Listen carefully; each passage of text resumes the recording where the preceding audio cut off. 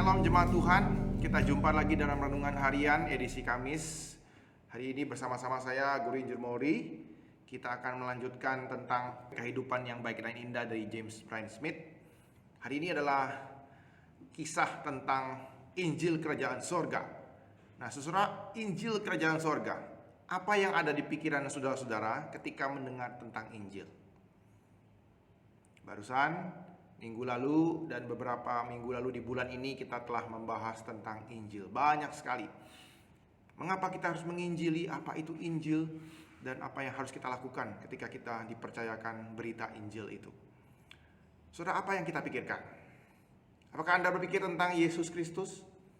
Yesus Kristus yang mati menebus dosa manusia? Ataukah Anda berpikir tentang,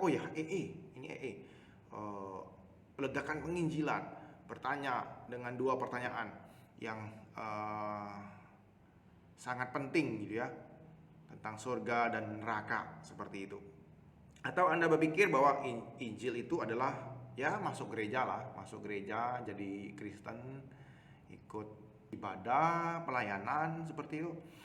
Apa saudara yang Anda pikirkan ketika ditanya tentang Injil? Saudara, secara harfiah Injil itu memang berarti kabar baik.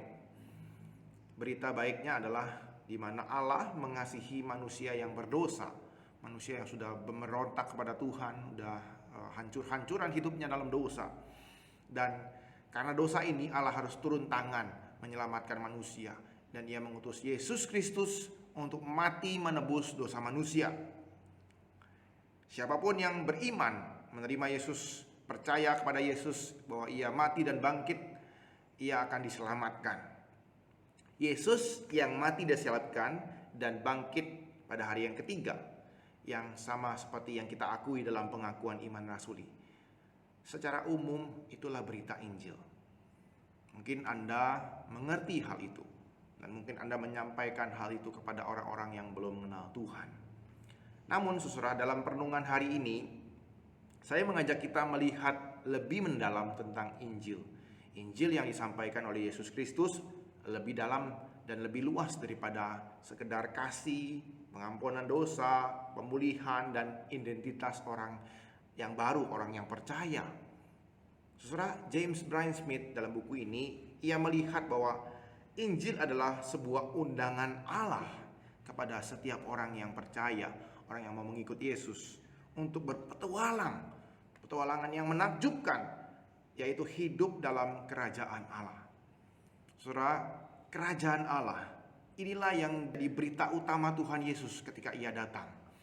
Ia memberitakan Injil dan Ia mengajak umatnya, anak-anaknya, murid-muridnya untuk hidup dalam kerajaan Allah.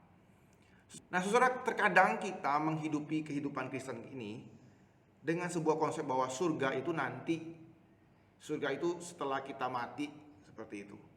Jadi ini membuat kita punya pemahaman bahwa hidup di dunia ini itu terpisah dengan surga yang nanti kita hidupi. Padahal yang Yesus ajarkan adalah sejak Ia datang, Ia memberitakan bahwa konsep surga itu sudah hadir dalam kehidupan manusia saat ini juga. Yesus mengajarkan banyak hal tentang cara hidup dalam kerajaan sorga.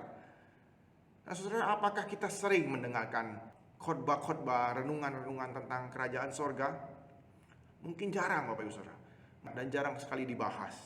Namun sebenarnya inilah topik yang utama dalam pengajaran Tuhan Yesus. Injil kerajaan sorga. Mari kita buka Matius 4 ayat 17. Matius 4 ayat 17. Kita baca bersama-sama. Sejak waktu itulah Yesus memberitakan, bertobatlah, sebab kerajaan sorga sudah dekat. Bertobatlah, sebab kerajaan sorga sudah dekat. Nah saudara, waktu itu ketika Yesus menyampaikan berita ini, itu setelah Ia dicobai di padang gurun dan Ia dibaptis oleh Yohanes, dan Ia memulai pelayanannya. Dan berita yang Ia sampaikan ketika Ia memulai pelayanannya adalah, bertobatlah, kerajaan sorga sudah dekat. Saudara, frasa keterangan waktu di situ, sejak waktu itu Yesus memberitakan menunjukkan bahwa Yesus menyampaikan kalimat ini lebih dari sekali.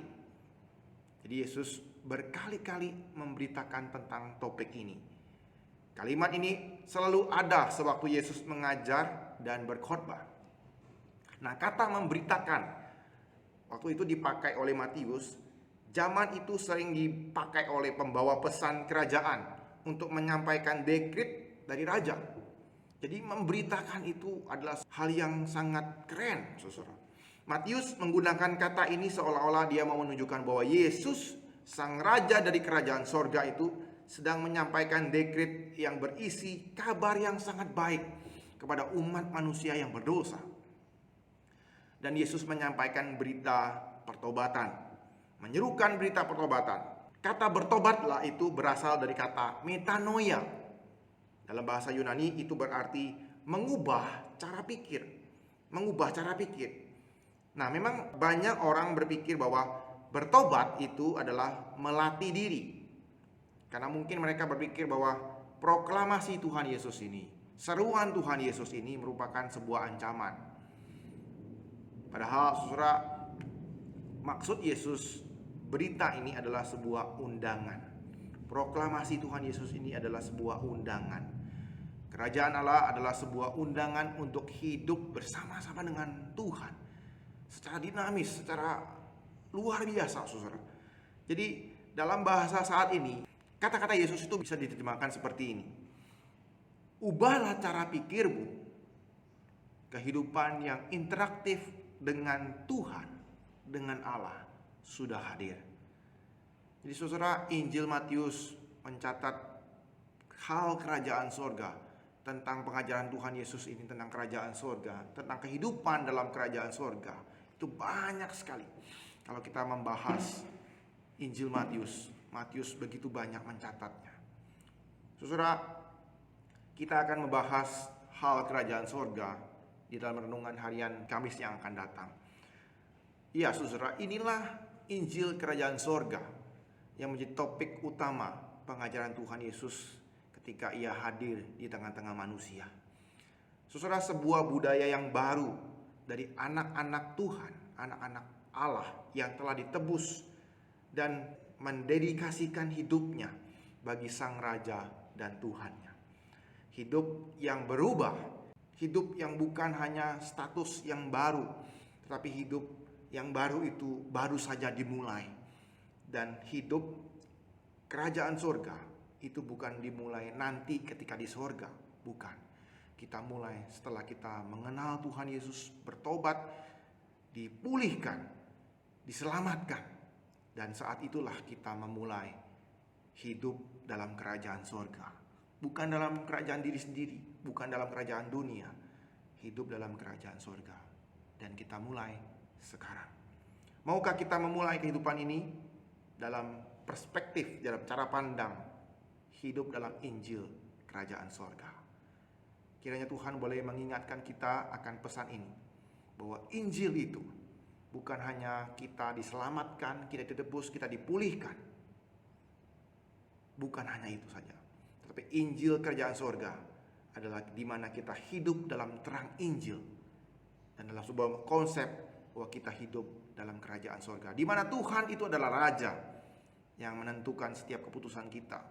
Ialah yang harus kita taati, ialah yang harus kita ikuti. Itulah artinya hidup dalam kerajaan sorga. Kiranya Tuhan boleh menolong kita, menguatkan kita untuk hidup sesuai dengan Injilnya. Mari kita bersama-sama berdoa. Tuhan, kami bersyukur buat kebenaran firman-Mu yang telah kami baca dan renungkan. Kami disingkapkan kembali Tuhan akan apa yang Engkau lakukan dalam kehidupan-Mu ketika Engkau hadir di dalam dunia ini. Engkau hadir memberitakan pertobatan, dan Engkau mengundang kami untuk hidup dalam suatu hidup status yang baru, hidup dalam kerajaan surga, di mana Engkaulah Tuhan kami, Raja kami, dan Engkaulah yang kami sembah dan kami ikuti. Dan biarlah Tuhan itu boleh menjadi sebuah konsep yang baru, cara pikir yang baru, dan biarlah kami terus diubahkan Tuhan untuk mengerti bagaimana kami harus hidup di tengah-tengah dunia ini. Terima kasih Tuhan Yesus buat firman-Mu. Biarlah Tuhan boleh menolong kami setia hidup sesuai dengan Injil. Terima kasih Tuhan Yesus. Dalam namamu kami ucap syukur dan berdoa. Amin.